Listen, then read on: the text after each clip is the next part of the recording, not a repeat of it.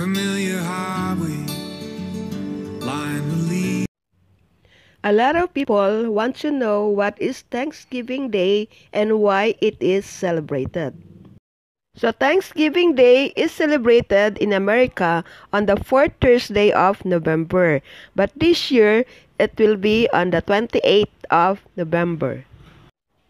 On this day, people gather for a day of feasting with family, friends, and relatives. This holiday have a long history which started in 1620. A Protestant religious group known today as Pilgrims arrived in the New World on board of a ship called Mayflower and settled in Massachusetts. Their first winter in America was full of hardship and drama.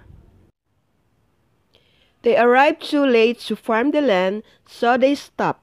Half the colony died from disease.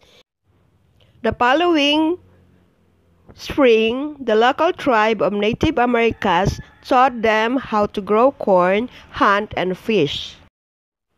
In the autumn of 1621, the Pilgrims got to rich harvest corn, barley, beans, pumpkins, and other vegetables. The first Thanksgiving was a 3-day feast. Tribes into dining, they all praised the Lord and thanked Him for all the foods and wealth He gave them. Thanksgiving Day is incomplete without turkey in the table, though in the first Thanksgiving Day, there is no proof or evidence that the turkey is in the dinner. Traditional Thanksgiving parade started with President Clinton proclaiming it an official day.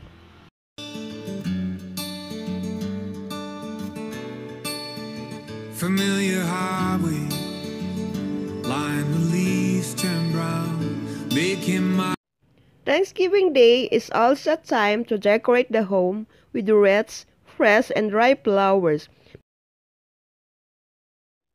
The people give the interior of their home a new look and feel. Thanksgiving is a day when people send loving messages and warm wishes to their relatives and friends. Happy Thanksgiving Day to all of you.